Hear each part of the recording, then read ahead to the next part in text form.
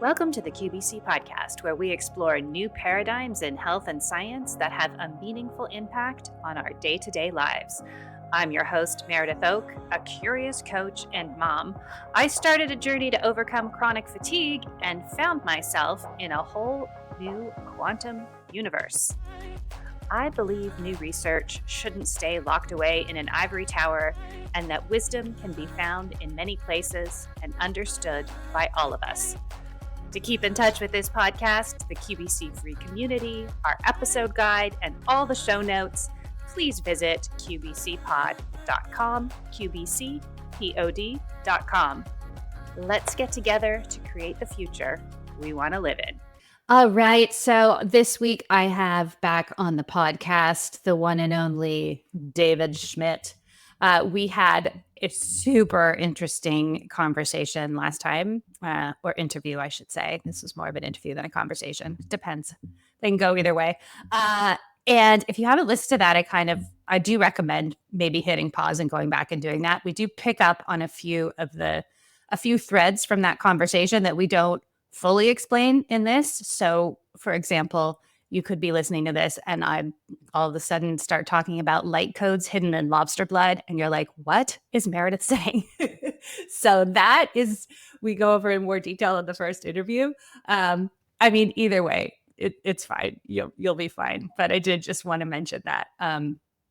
There were some things that I just wanted to dive back into it. And I didn't want to use up the time retreading the ground that we have already covered. So keep that in mind. I want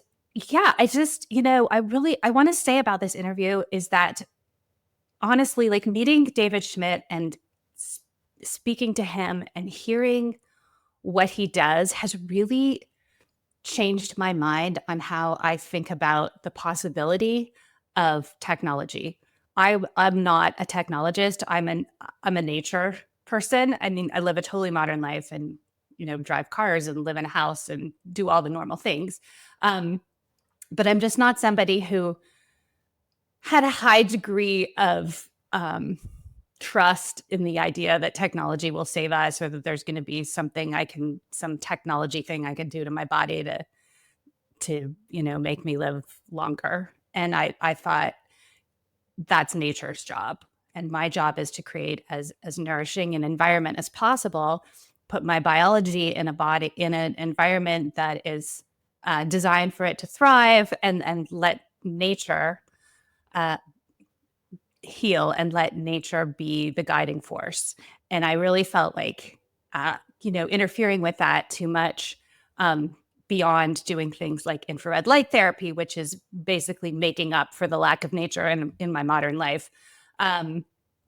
But beyond that, I wasn't that interested in technology. So David has really changed how I think about that, because as I peel back the layers with his work, I truly think that what his background as an inventor and scientist in the technological space has done is just prepare him to be able to decode the language of nature, and that actually nature has messages, and I won't call them secrets because I don't think nature is hiding them from us, but there are potentials out there that we are unaware of, that we've lost track of. And it takes a very technologically oriented mind who also has a primary respect for nature, not technology, to uncover those things. I don't know if that makes sense. Listen to the interview and it probably will, but it's really shifted how I see things for the better. I am much more excited about a lot of things and about a lot of the technology that's coming. Even the idea of infinite free energy that doesn't have any pollution associated with it. These things are possible if we allow the genius of nature to share her wisdom with us, and then we pick it up and do what we need to do. Anyway, I don't want to get too philosophical and crazy, but there's some new stuff that David's working on that he explains in this interview that kind of made my head explode in a good way. So, and I just thought, if this is possible and this is just the output of one person, who knows? Who knows where we could be going? And I feel really, really good about it.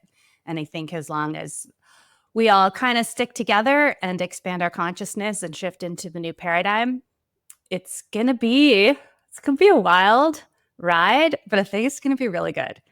Um, on that note, our partner organization, the Institute of Applied Quantum Biology, is launching a certification. Registration is open. So if you are a practitioner or you're thinking about becoming a practitioner, I highly recommend getting on the wait list.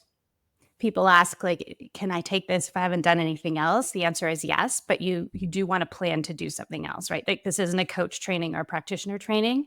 It's a foundation in the science and then the practical application of that science. So to work with clients, you're going to need another certification or another license or something like that.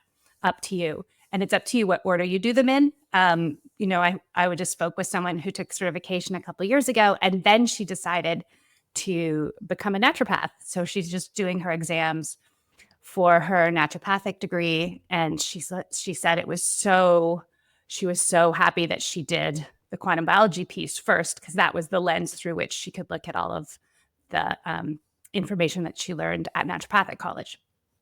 On the other hand, we have a lot of people who have been working in their fields for sometimes decades, sometimes just a few years, and they come in to layer this piece on top.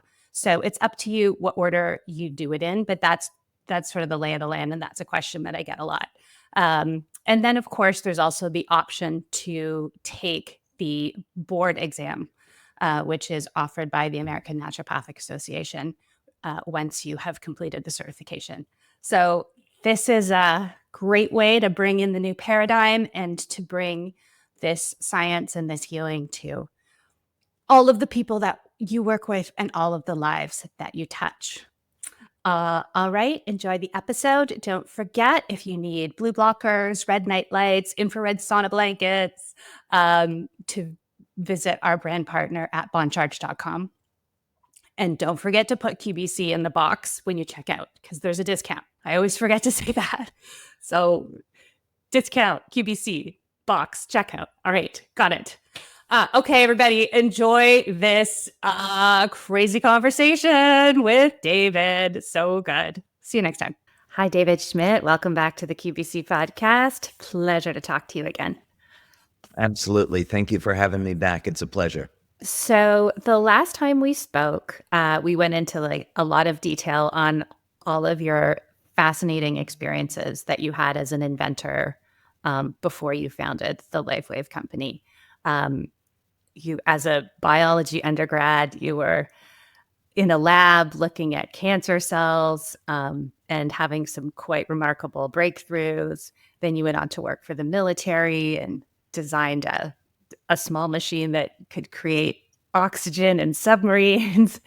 And then the military was like, who is this guy? And they scooped you up and brought you into some even more top secret, high level situations to work on certain types of technology, which to my understanding allowed you to explore ideas that then led to the creation of the patches. But what I really wanted to ask you is, and I know it's been a while, but based on your experiences working with the sort of secret side of government technology, how much crazy stuff is there that we don't know about? Insane. The world of at least the U.S. military, I can't speak for other governments, but it's much more advanced than what most people realize. There are technologies that are so secret that they never get released. And then there's things that could be out and be operational for 20, 30 years. And then they finally make it into the public domain because that technology becomes antiquated. and they replace it with something else.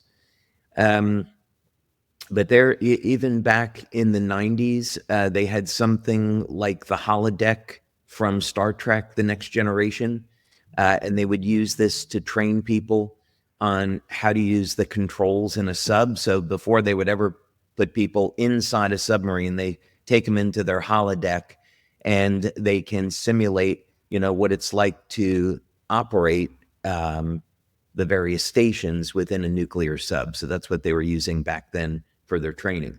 This was in the 90s. That was in the 90s. And of course, Wow. Today it's way more advanced, although I haven't been privy to that because I'm out of that world. But that was back in the 90s. Yeah. And then the things that are out in the field that I would say that the everyday soldier has access to is fairly public and pedestrian type of technology. And I think what many people would be surprised about is that when you go into a nuclear sub, there's technology there that looks like it's ancient.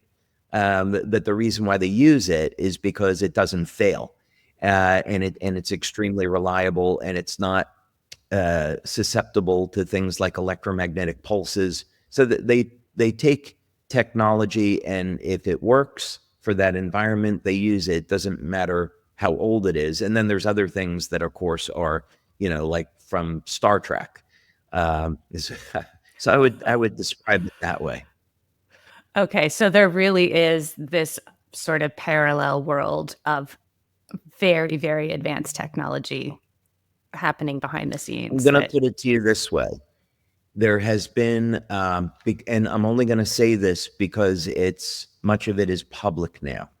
If we use something like Iron Dome, what is over in Israel, one of my business partners worked on electromagnetic railguns. Okay. And the United States, what was made public for many years, for decades, was that we had these threats from North Korea, from Russia on ICBMs, and we didn't have any defense for it. And of course, President Reagan had said, well, we want to create this Star Wars system to protect the United States from missile attacks.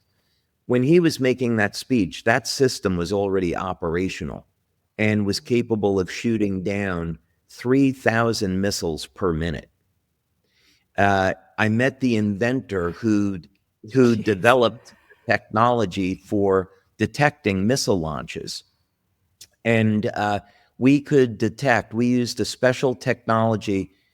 I can't say how it works, but he developed a technology for detecting when missiles would leave their silos.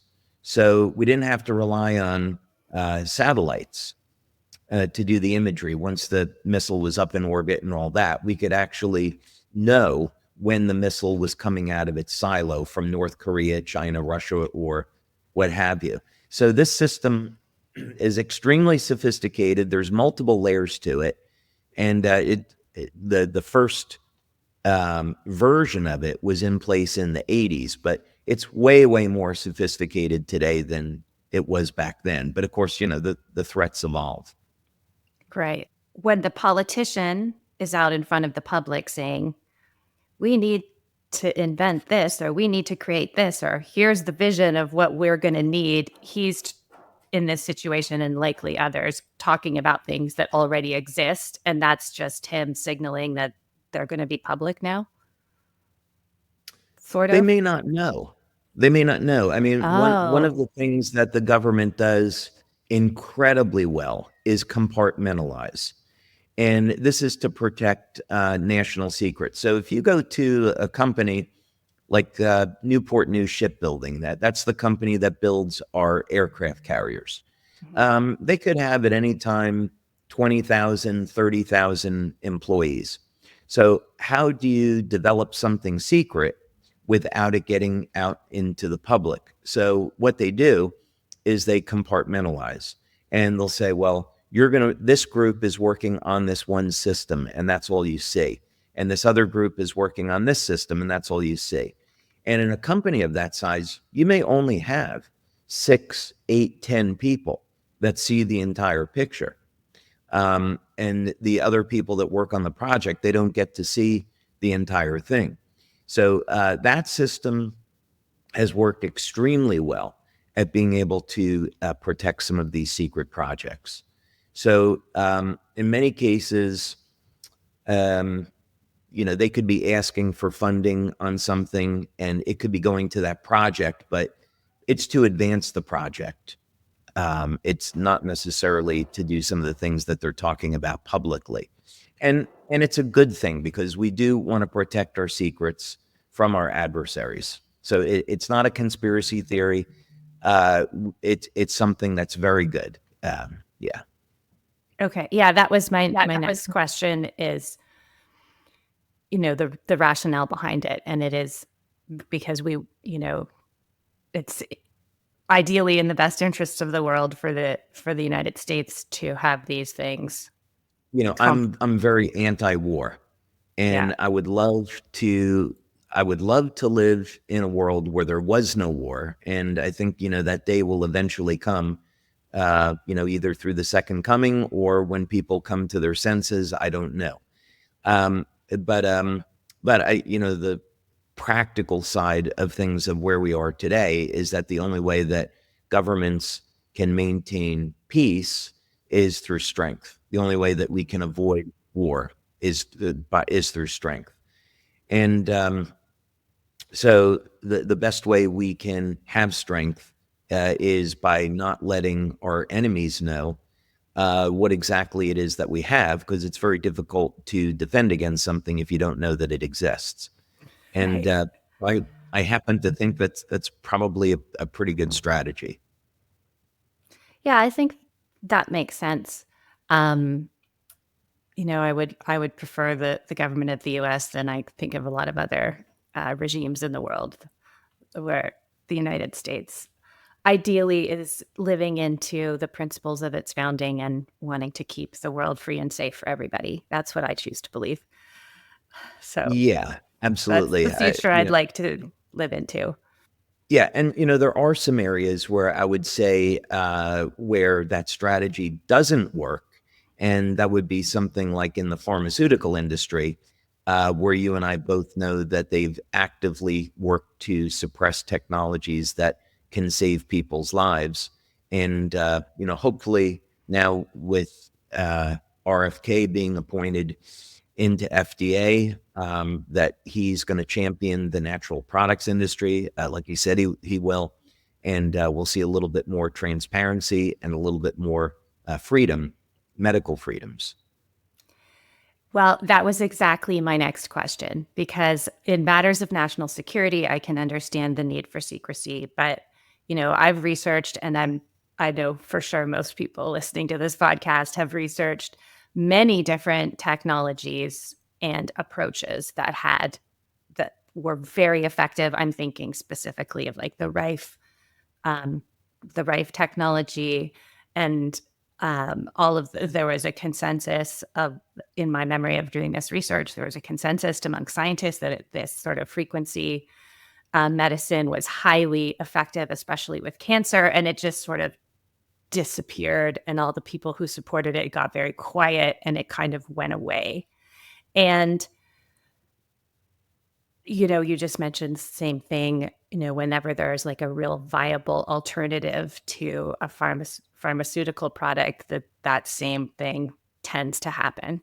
So I'm delighted to hear you talk about RFK, who at the time of this interview, it's less than 24 hours since he was sworn in. I watched it live on YouTube crying and crying because it was just such a timeline shift from where we were just even 6 months ago to see him. Sorry. It's incredible. It's so incredible. And we may finally see some of the technologies that we've talked about, not even not even complicated things, medical ozone therapy. Maybe we'll see that being pushed up to the forefront now, where more people can have access to it. And we can actually claim that it does what we know it does, that it's an extraordinarily powerful antiviral, anti-cancer, antibacterial therapy. It would be amazing if we could integrate that into every hospital in the United States and use it as a first line of defense against some of the things that we have to deal with. There's no need for people to suffer with cancer and diabetes and heart disease. We know that there's natural treatments for all of these things. So I'm equally as excited about his appointment. Yes, no, I feel like we've shifted into a timeline that felt impossible. And now, the world is filled with infinite possibility at any given moment. And you just never know what's going to happen. So, yeah. And so when I think about how you chose to employ your, considerable intellect and genius in terms of inventing. So a lot of these therapies that were pushed away were treating, and you have created something that works very well preventatively. So ideally, we wouldn't reduce the number of people who will end up needing pharmaceuticals or end up in a severe health crisis. And I just wanted to hear you speak about your vision for that and what, if we're laying out possible worlds and possible timelines, I'd love to hear your vision for what it would look like if everybody had access to what they needed to stay healthy and to have the vitality to live out their highest destiny.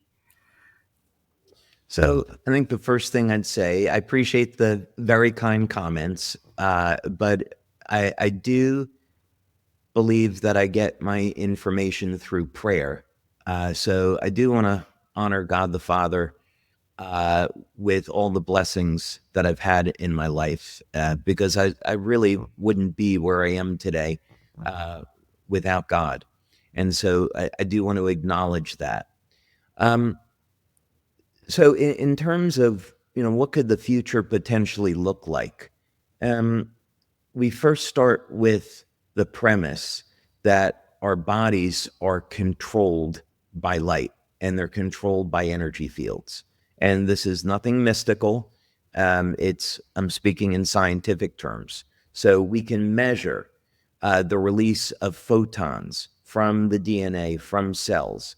And these are highly coherent pulses of light that initiate many thousands of different biochemical reactions within the cell.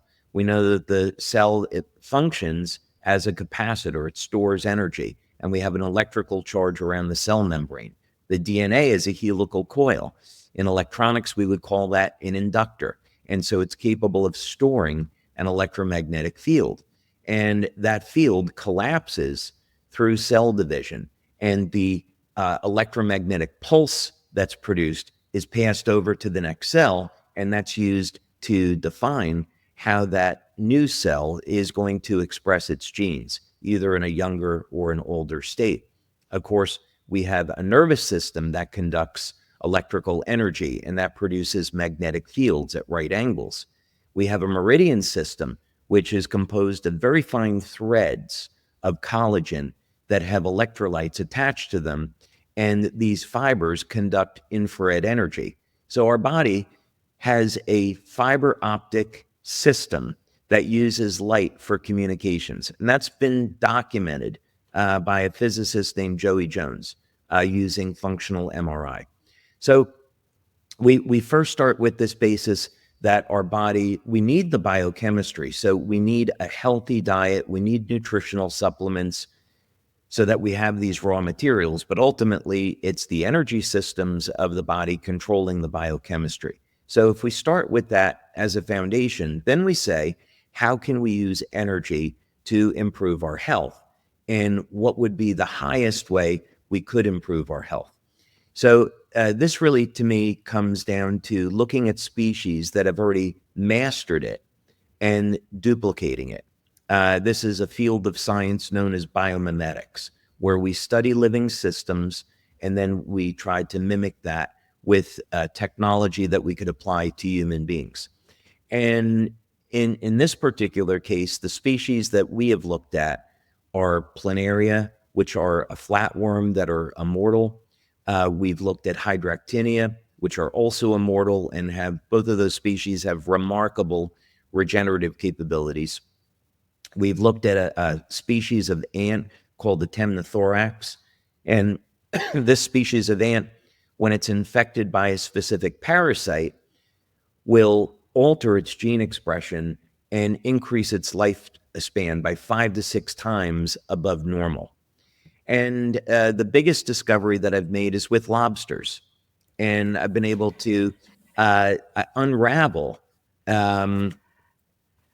how lobsters defeat aging and then create technology to apply this to human beings.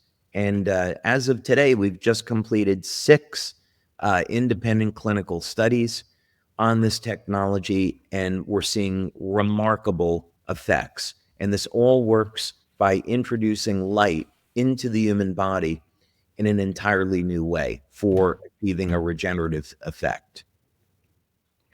That's incredible. Okay, I'd love to hear more about the lobsters because when we spoke last time, you mentioned studying the lobsters and the light codes that you discovered in the lobster, which had a incredibly synchronistic connection to your study of gematria and the Bible. Yes. And so that work has since progressed. So tell us a little more about what's happening with that particular area of study. And is this a different product, or is it related to the patches, or? It's all related in the sense that the patches are designed to stimulate the skin with light and cause an increase in a specific peptide in the body. So in the case of X39, which is our biggest selling product, that one is designed to elevate a peptide called GHKCU, copper peptide, and this peptide will reset thousands of genes in the body to a more youthful state. And this has an effect on improving the health of the stem cells, which helps support the overall health and wellness of the body. So with this new technology, I went a step further. And with this technology, it will allow light to be released inside of the body. So now we can stimulate the skin with light, and now we can take light inside the body. And the delivery mechanism for this is water. So what I discovered was that lobsters, looking at spectrophotometry data, well, if we go one step back, in the Bible, after the flood, God is telling Noah, okay, now you can eat the flesh of animals, but do not consume their blood because that's where the life is.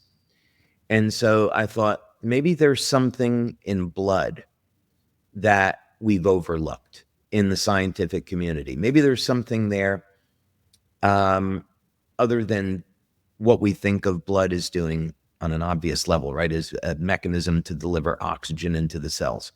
So I started to look at spectrophotometry data on lobster blood to see what photons of light were being released.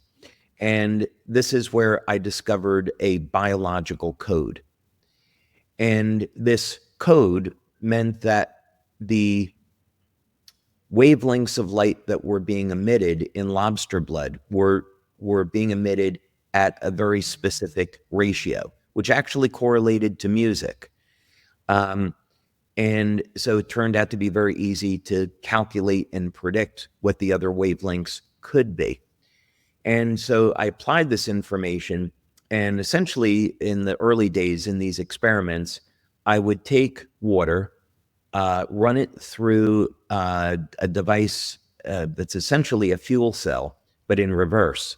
and I would take the water and I would electrolyze it and split it into hydrogen and oxygen, subject it to different electromagnetic fields, and light, of course, is a very high frequency electromagnetic field, and then reassemble the water in the presence of those fields using a platinum catalyst.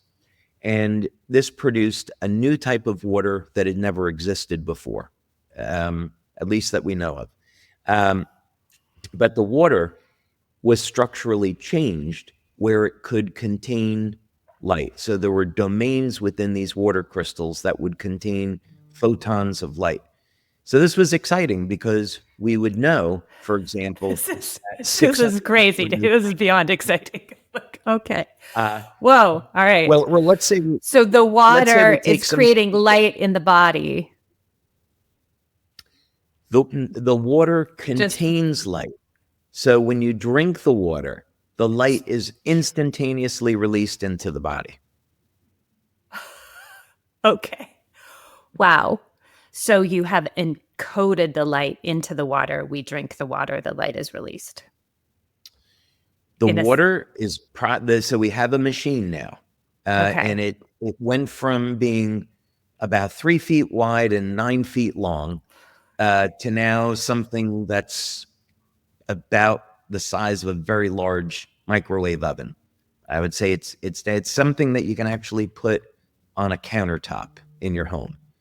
And you fill it with tap water, and this will goes through 2 separate stages of filtration to remove microplastics and heavy metals and chlorine and all that stuff. And then it goes into the core of the machine, which will process that water with light. So the LED technology that we're using allows light to be embedded in domains between the bonds of the hydrogen and oxygen, so that after it's processed, you drink this water, and now the light is released everywhere inside your body.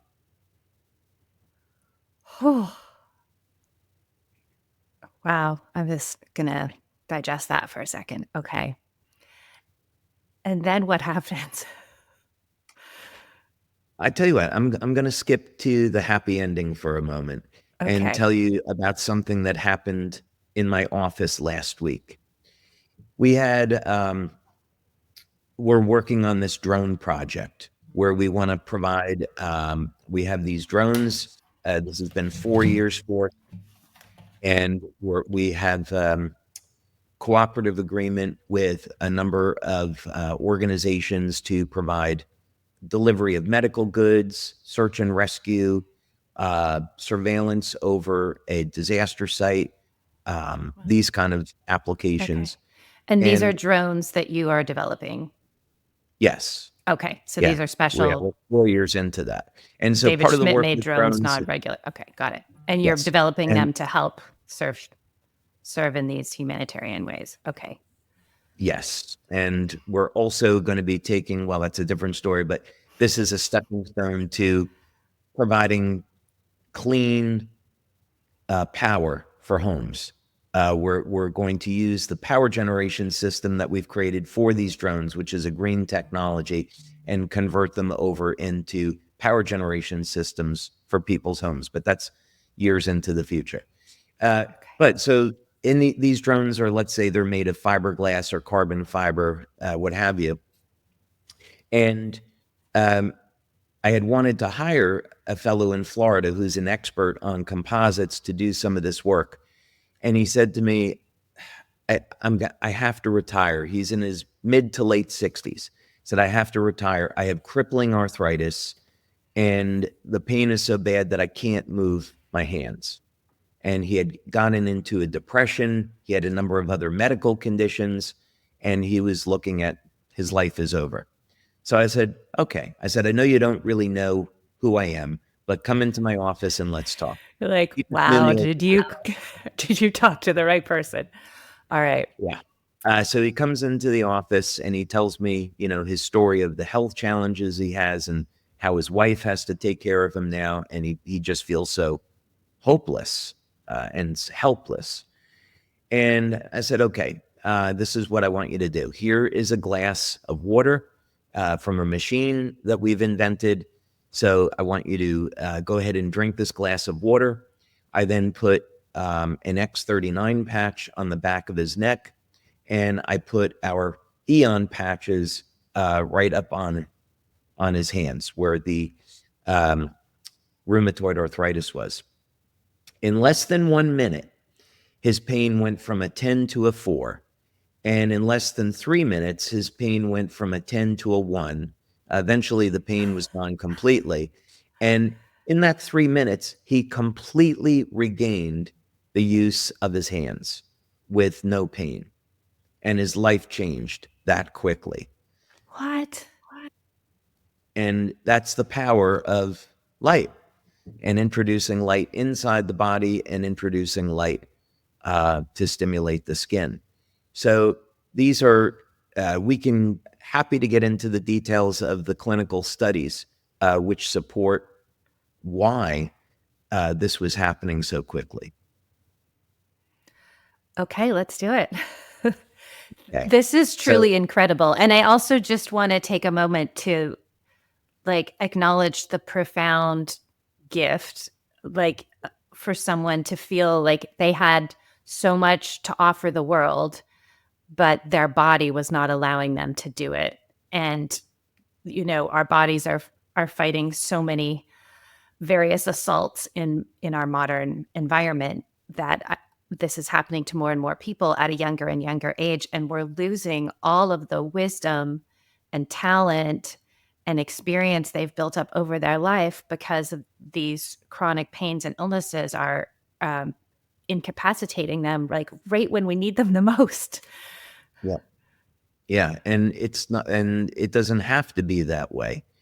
I think the exciting thing is that regardless of a person's age, there is still the potential to reverse the aging process and restore health and wellness. And that can come through a variety of different mechanisms. For example, even just out in the public domain with respect to exercise, it's been shown that regardless of age, people can still build muscle, reclaim some strength and stamina, reverse osteoporosis, improve bone density, and just through simple resistance training.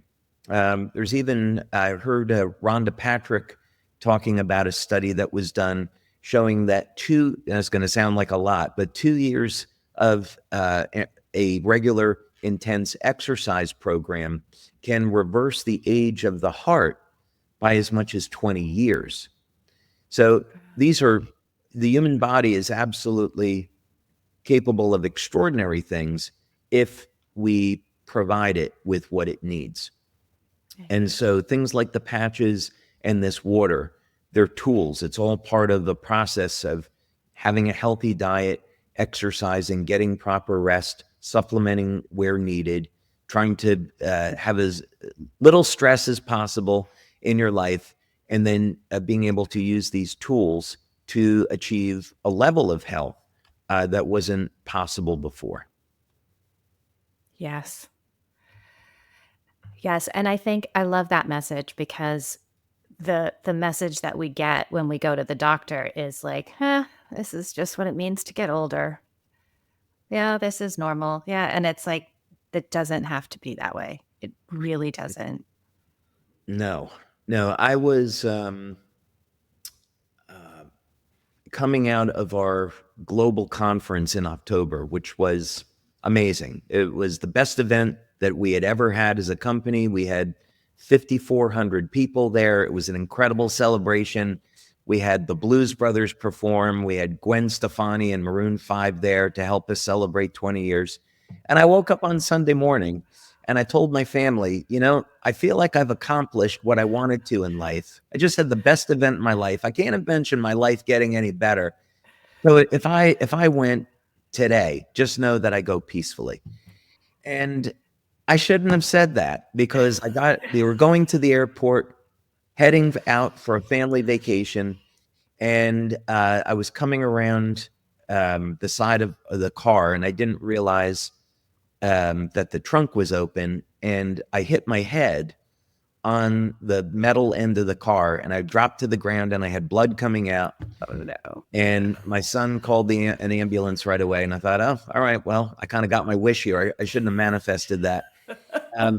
And when the ambulance showed up, they said, well, you're fine, but you're going to have a bad scar there. And I said, oh, I'm not really You're worried. like, no, I'm not. Yeah, I'm not. Yeah, And, no, I'm not. so, I see why you think I will, but I won't. yeah, and there's no scar there. So, yeah, but we don't have to live within the confines of what traditional medicine tells us, because the body is capable of extraordinary levels of regeneration. Okay. So I want to ask you something, and then I do want to get into, the details of the clinical trial a little bit. But so when you discovered the light codes through studying the blood of the lobster, um, when I asked you what you found last time, you framed it as, proof of the existence of God, which really Right. stayed with me. And so what I'm wondering, and this is obviously will be speculation, I don't, expect you to know the answer, but is it possible that what you are being divinely guided to uncover is something that the human biology at some point in the past was able to do and it somehow got cut off or taken away? Or is this a new level, do you think, that hasn't, the ability for our bodies to have this sort of reverse aging and healing capacity with the light technology? Is this just us moving into a new field that we haven't existed in before? It's a fantastic question. And there is a scientific answer to that. And Okay. it's that what we have been told about human lifespan is completely incorrect.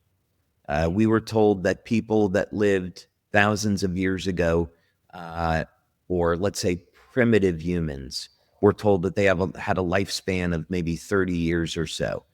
And as medical science has progressed, human lifespan has increased. It's nonsense, and it's not true. I am not knocking medical science, because medical doctors, pharmaceutical drugs, like different pharmaceutical drugs had definitely saved people's lives. So we're lucky to have modern science. However, looking historically, the truth of the matter is that people's lifespans have been getting progressively shorter. Um, and this is based on looking at the Bible as a historical document rather than just storytelling. It's on the basis that the Bible is indeed the inspired word of God. And if we take it literally, there's an incredible amount to learn. So there was a statistician that did an analysis on genealogies in the Bible and said, okay, I want to take this literally. So let's look at people's lifespans as they're recorded in the Bible. So if you go into the book of Genesis, it will say, well, Adam lived to be 900 and something years old. Methuselah lived to be this age. Noah lived to be this age, and so forth. So it's very well laid out. And so what this statistician did said, okay, I'm going to plug this data into a statistical analysis and see if there's any type of pattern there. And if these are just random numbers, there's not going to be a pattern. But if there is something to how we went from 900-year lifespan down to 120, there should be some type of evidence in that, if in the Bible, if it's true. And as it turns out, what he found was that there was a biological decay curve with this data, and that it wasn't random. And that his hypothesis was that because there was a limited number of human beings on the planet after the flood, that this caused mutations to occur in the DNA, and this slowly decayed the information in the DNA over time, resulting in shorter and shorter lifespans. So why is that important? It means that human beings have the capacity to live to be hundreds of years old. Noah had kids, I think, in his 500s, or built the ark when he was in his 500s, right? There are people in the Bible that didn't have kids until they were over 100 years old. So if we look at that as being true, then what happened and how can we restore that youth? Funny enough, in the story of the tree of life, what I spend some of my time doing is take the King James Bible, convert it back into the original Hebrew, because each letter in Hebrew converts to a number, and then take those words, develop a number, and then see if I can find a code. And there's a code in the story of the tree of life, and it converts over into the frequency 528 hertz. And what's interesting about that frequency is that it converts over into a wavelength of light that's at 385 nanometers. And there's actually 3 different wavelengths. What's important about that is that as you get into the UV band of light, we know that it interacts with DNA. If you go to very short wavelengths, let's say 185 nanometers, that's going to cause terrible breaks in the DNA. But as you get over towards the upper end, closer to visible light, the effect is very different. You have the opportunity to add energy into the DNA. So there is no way that the human author of the book of Genesis, presumably as Moses, would have known that that number of 528 would convert to a wavelength of light that would influence DNA. And it even goes a step further. That there is data in that story, in those light frequencies or light wavelengths, that show it can trigger regeneration of the telomeres. And what we know about the telomeres, and every species that doesn't age, is the telomeres never shorten. So in the story of the tree of life is data that can be converted to numbers, and those numbers reflect a technology that's capable of preventing DNA from changing. So God created a tree that had some kind of food that people would eat that would prevent their body from decaying and to be functionally immortal. That story happens to be true. So today we can uncover that and say, okay, can we apply this to human beings? And when we give people this water, what we see in our clinical studies is that the effect is immediate. You drink the water, and within 15 seconds, we can make measurable observations about changes in the body. We have people connected to heart rate variability through a physio suite. So we see changes in the muscle contractions in the heart. They begin to smooth out. We see a reduction in blood pressure, an improvement in oxygenation in the cells. Most importantly, we see an increase in the energy output in the mitochondria, which is linked to gene expression. We see an increase in collagen synthesis. That's important because the cytoskeleton of the cell, which is made of collagen, is intimately linked to longevity. We see an increase in synthesis of amino acids that is linked to muscle protein synthesis. So leucine and isoleucine and valine, of course, those are the principal ones.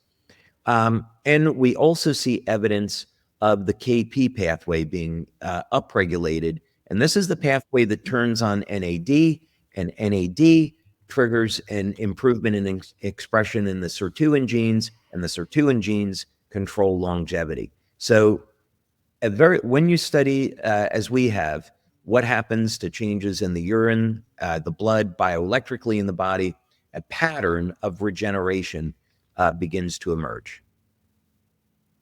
Wow. Wow. And these changes were seen like within a minute or two of drinking the water. So what we do is we have people come into, this is all done independently. We have people come into a clinic and they provide a blood sample and a urine sample, and it depends on which study, because each study we're looking at different parameters. And then we'll take a baseline of different bioelectrical readings. They then get a sample of the water. This would be a 500 ml glass. And then we'll immediately take another blood sample and we'll do dark field and bright field microscopy to see what kind of changes we can record. They provide a urine sample whenever that occurs, and then which we check for metabolism data. But the bioelectrical data is immediate. So they'll be connected to, they'll be sitting in front of an infrared camera. They'll be connected to a physio suite, and those changes start within 15 seconds. So you can actually, and when people drink this water, there is they have the experience of feeling an energy rush up to their head. And on the infrared camera, you can see an improvement in circulation around the head. Wow, this is extraordinary. And so would this be something that you would drink, if say you had a chronic illness or there were some symptoms you were trying to deal with, once those became alleviated and you're in a state of health, would this be something that you would continue to drink? Or can you drink too much? Would we explode in a ball of light? The goal, wow, it's an interesting point. The goal of the technology is to stop and reverse human aging. And the point that we've gotten to now with the tech is we're finding subtle ways to utilize it where we can, I can talk about this because we have a patent that we filed on it. But we're using biological chromophores to direct the energy to different parts of the body. So I'll give you an example. In the mitochondria that manufactures energy from food, there's a part of the mitochondria is called the electron transport chain. And right towards the end of the chain, there's an enzyme called cytochrome C oxidase. And cytochrome C oxidase is a copper-containing enzyme that's a chromophore. And so it is activated by light, you would say, or it's sensitive to light. So when people go out in the sun, it's a sunny day down here in Florida where I am, when they go out in the sunlight is being converted over into energy in their cells. What we're doing is we're taking specific chromophores, we're charging them with light using this technique that I've invented. And what we're seeing is the energy of the light goes to a specific part of the body. So what this would mean in practice is, let's say that you had someone with macular degeneration. They could drink a glass of water with a chromophore that was charged with light, and the energy would be released in their eyes. And of course, what many researchers have found, Jerry Tennant is a huge supporter of this. He has a number of books about it, is that when you introduce light into the body, it increases the voltage potential of the tissue, and that induces regeneration. So potentially, we could have light being released into the heart to reverse cardiovascular disease. We could regenerate the liver, the kidneys, all by using chromophores charged with light going to specific parts of the body. Wow. It's almost like drinking sunlight. It's a lot like that. It's a lot like that, but it's a little bit more strategic in the sense that when it's sunlight, we're getting everything, and there is what we're finding is there's 6 different wavelengths of light that can trigger a regenerative response. So if we look in the literature, it's known that 660 nanometers turns on collagen production, 850 nanometers turns on the mitochondria. These things are known, but we're using this data in a completely different way. And it just happens to be completely consistent with what goes on in lobsters and what's found in the book of Genesis, to embed these photons of light into water. So now we can release that light inside the body so it goes to where it's needed. And it's much more effective than just using an active light source on the surface of the skin. Yes, no, because those results are, I mean, I don't really know what words to use for this. It's pretty incredible. And so you're saying there's a short-term future where you could buy this machine and have it in your kitchen. We began talking about it. I wanted to start talking about it at our 20th anniversary and introduce people to the technology. So we brought 10 of these machines with us, and we took our top 200 brand partners from around the world, and they got to experience this. And it was incredibly fun because you tell somebody you're going to feel something in 15 seconds, and that's a little bit hard to believe. But once they got a chance to drink the water, we got their experiences on camera, and it was pretty amazing. There was a gentleman there who's very skeptical. He is the husband of one of our brand partners, and he drank the water, and he's had a medical condition. He's had a problem with his intestine for about 10 years, and that problem disappeared after drinking 1 glass of water. So he kept coming back and saying, can I get a glass of water each day that I'm here? Because this problem is gone now. So yeah, we will start to make these machines available around July or so of this year. Okay. This is just so mind-blowing. It's not, I'm really, truly amazing. I'm a little speechless at how this all works. Thank you. And I did want to talk a little bit before we wrap up about the patches. I've now been using them for a year. Last time we spoke, I was newer to them. And in that time, just with my personal experience and the experience of people around me, it is truly astonishing. And I mean, it sounds like the water is taking things to an even next level, but the patches themselves have had truly, I had a friend who she was looking at me and she's like, I know you'd never do Botox, so what is it? Yeah, because I only see her like once a year, and she was like, what are you doing? What I should say is that X39 is going to continue to be our lead product because it's inexpensive when you think about the effects of it as it compares to stem cell injections. And of course, it's completely safe and you can use it on a daily basis.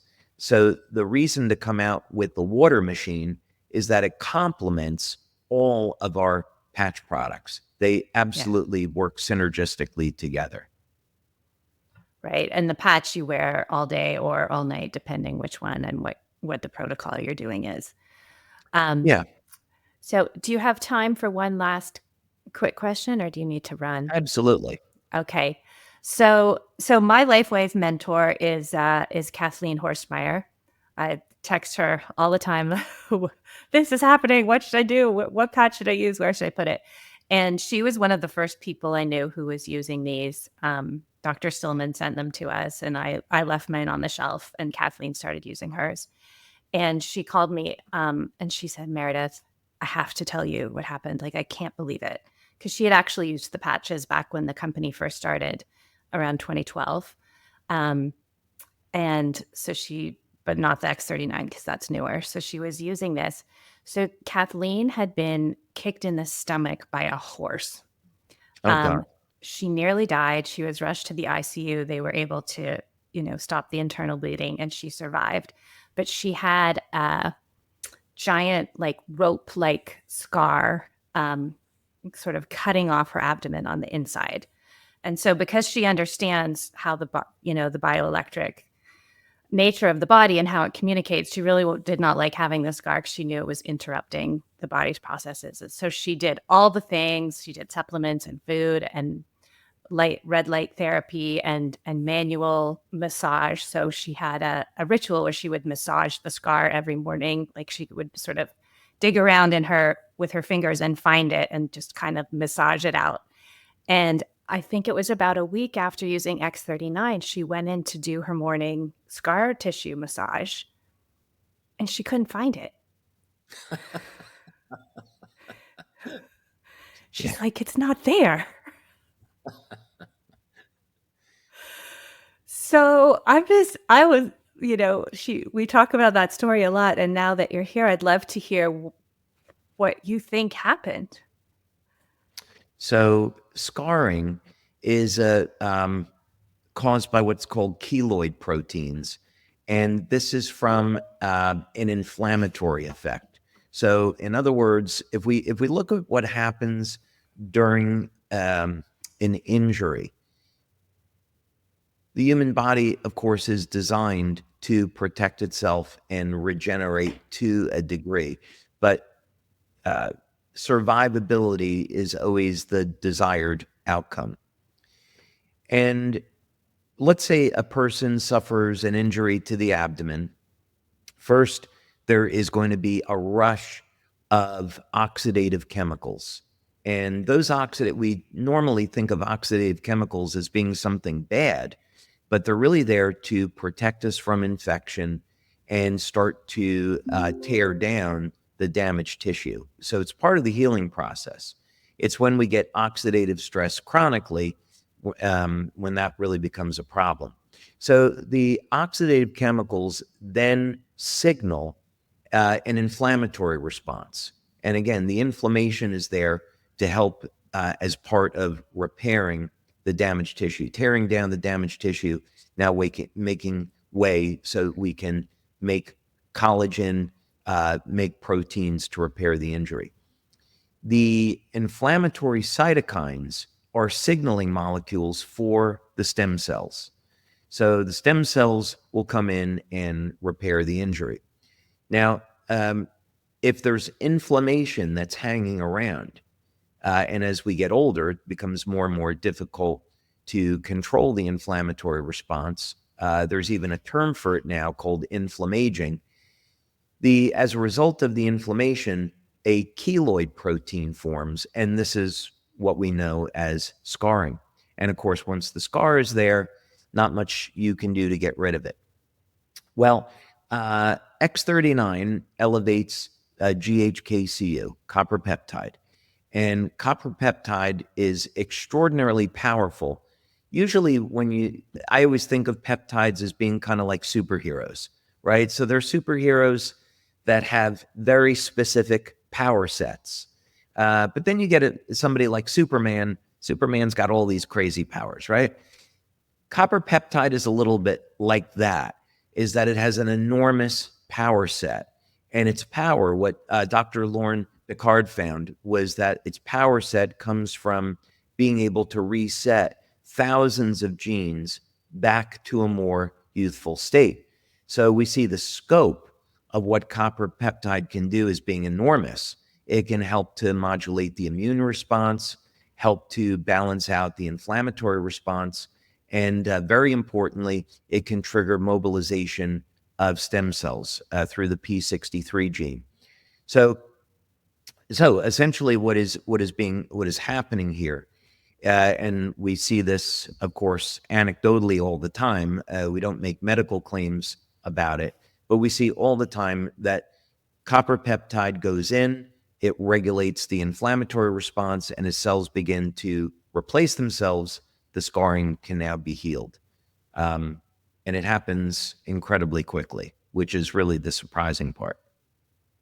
Yes. Yes. That is really, I mean, because Kathleen, like it was a big thick scar and it was like a week later, it had just disappeared. And that's why when you mentioned that you had to get stitches and they said you'll have a scar, I'm like, no, he will not. There will be no scarring on David Schmidt. Try to avoid it, but I certainly wasn't worried about it. Yeah. All right. Well, thank you. I mean, I could ask you a million questions all day long. Is there anything that's coming to your mind or into your consciousness that you'd like to share before we didn't get to talk about UFOs this time, which was a little bit disappointing, but that's okay. That's right. That's right. It's nice you now seen any that lately? UFOs are saying we're not considered crazy people. No, I think what I'd say is I'm incredibly excited about the future and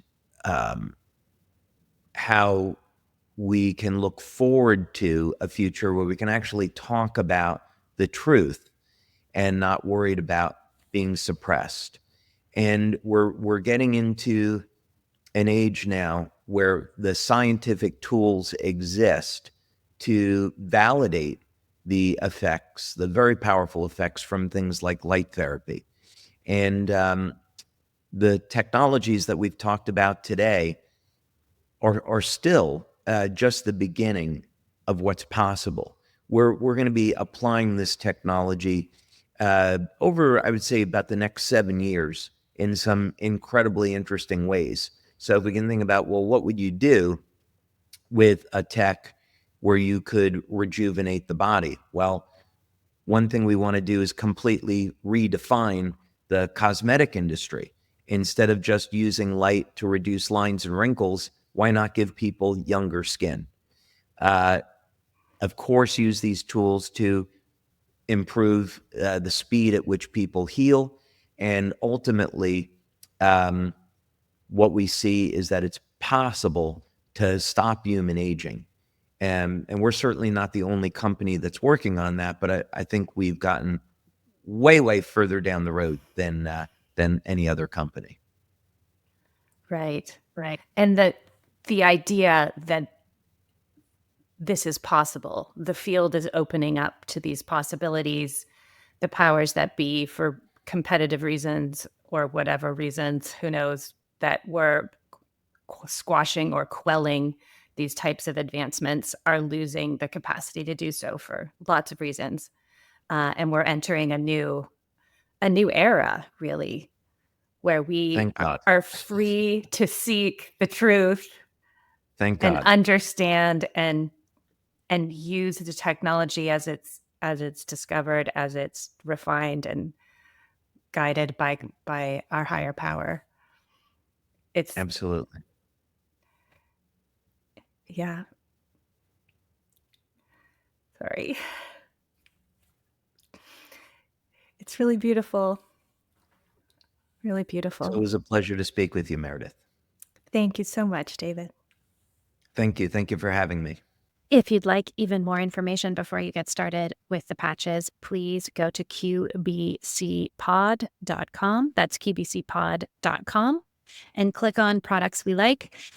Fill in the opt-in link, and I'll send you some resources and personal recommendations about how I use the patches and what I think the best way forward is. qbcpod.com, click products we like. This has been the Quantum Biology Collective podcast. To find a practitioner who practices from this point of view, visit our directory at quantumbiologycollective.org. If you are a practitioner, definitely take a look at the Applied Quantum Biology Certification, a 6-week study of the science of the new human health paradigm and its practical application with your patients and clients. We also love to feature graduates of the program on this very podcast. Until next time, the QBC.